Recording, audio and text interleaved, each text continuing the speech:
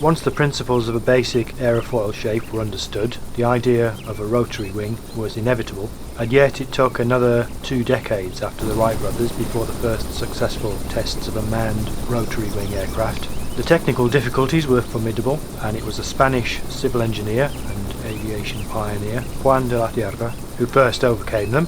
While everyone else was trying to build a powered rotary wing to achieve vertical operations, Cierva became fascinated by the ability of a rotary wing to auto-rotate. He realised that this promised an essentially unstallable wing for an otherwise conventional aircraft, and that this would allow extreme slow flight and increased safety in the event of an engine failure. In 1923, Cierva's C-4 prototype became the first successful rotary wing aircraft in the world. This is a Pitcairn PCA-2, modelled by Golden Age Simulations, and it was the first production aircraft to exploit Cierva's design. This may look like a helicopter, but it isn't. That rotor isn't powered, it turns by an effect known as autorotation. Autorotation is a consequence of air being forced up through the blades, causing them to turn. Now you might think this is intuitively obvious. The blades are set at an angle, so you'd expect them to turn like the sails on a windmill. But a closer look shows that they turn in the opposite direction to what you would expect. Autorotation arises from the aerofoil shape of the blades, and the rotor must be turning for it to work.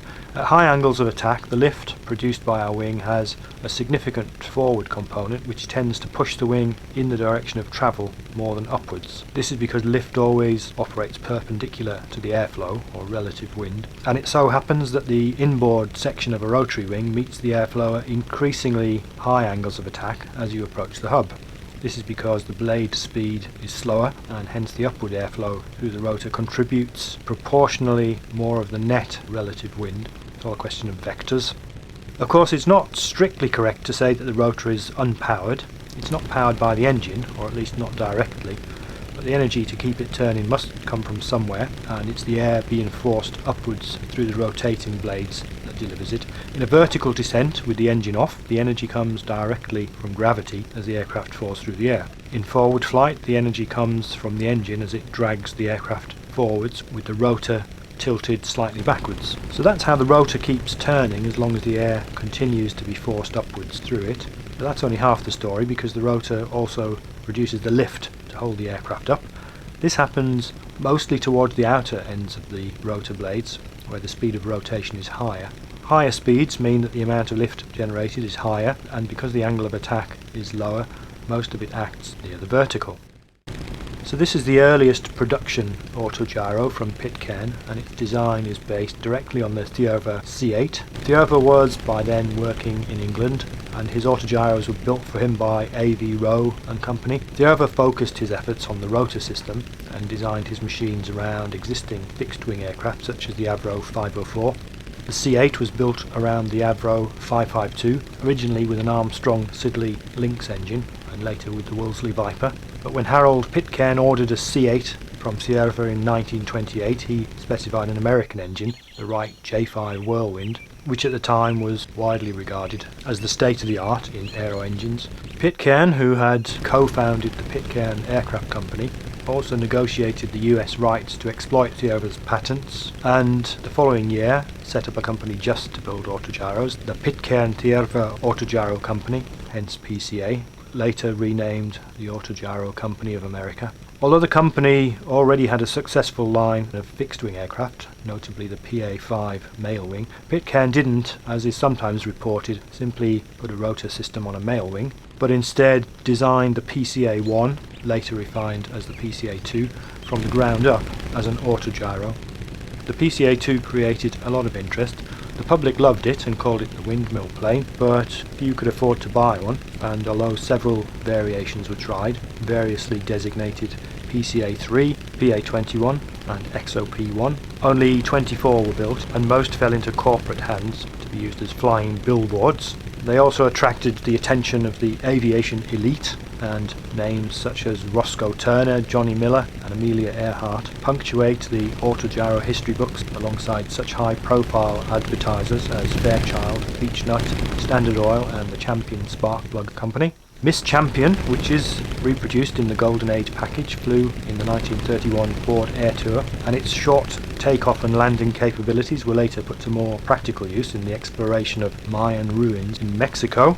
This aircraft was restored to flying condition by Harold Pitcairn's son in 1985, and it's currently the only flying PCA-2 in the world.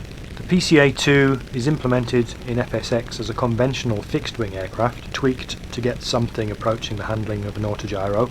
It works reasonably well, mostly because the early D'Urville and Pitcairn designs had a fixed rotor and used conventional ailerons, rudder and elevators for controlling flight. In practice it handles mostly like a big biplane, but with some differences at very low speeds. In fact, the PCA-2 uses a twin-engine FSX flight model with engine 2 employed as part of the rotor implementation. That's why, incidentally, you'll find that the engine 2 mixture control operates the rotor brake, and the engine 2 auto start command controls the pre-rotator clutch. It's easy to fly in the simulator, although with very few people still alive who've actually flown a fixed rotor Autogiro, it's hard to know just how realistic it is. D'Urville's early designs used a rigid rotor, and he found his aircraft inevitably rolled over on takeoff. A rotary wing in forward motion is asymmetrical because the advancing blades on one side of the rotor are travelling faster relative to the oncoming airflow and hence produce more lift. D'Urville's elegant solution was to hinge his blades so they were free to pivot up and down at the hub.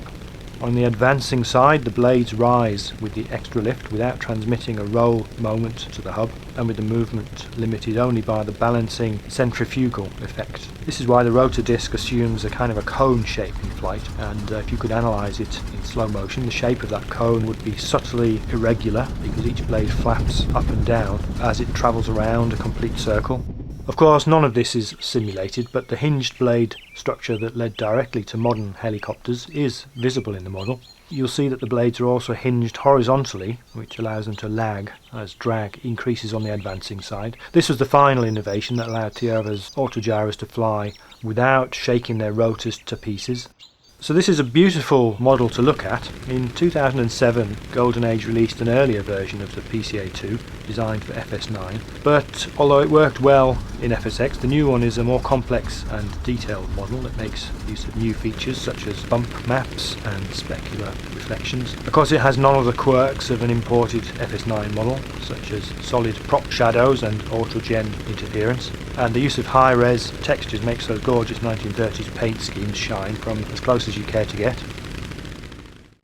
Now, as well as being expensive, the PCA-2 was big and heavy, and many considered it too much of a handful for the novice aviator. So Pitcairn decided to build a scaled-down version for the common man and produced the PAA-2, a smaller machine that was half the weight, built around a Martin Chevrolet inline engine.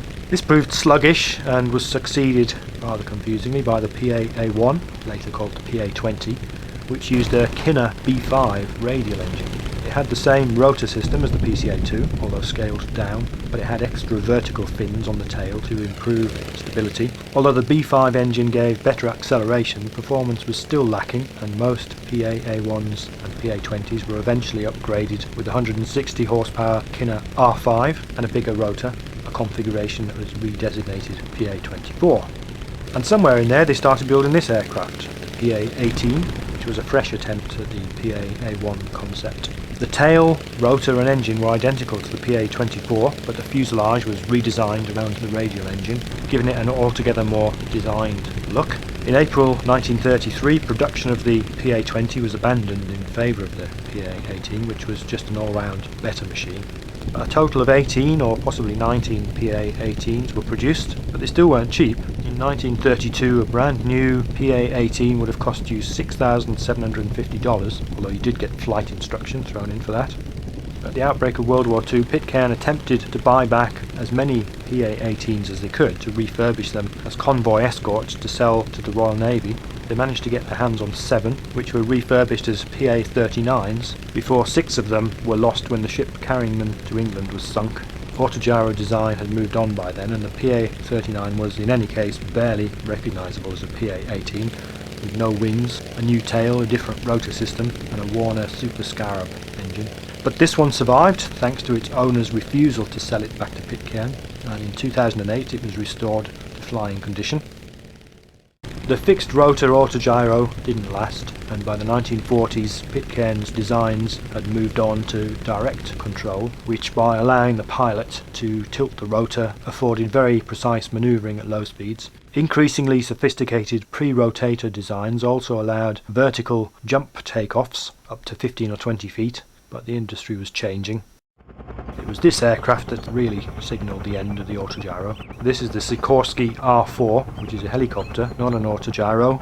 It wasn't the first helicopter, but it was the first practical machine to be produced in any great numbers, and the first to use the tail-mounted anti-torque rotor that we still see today. By the 1950s, helicopters from Sikorsky and Bell had elbowed the Autogiro into the margins of aviation, which is where it remains to this day.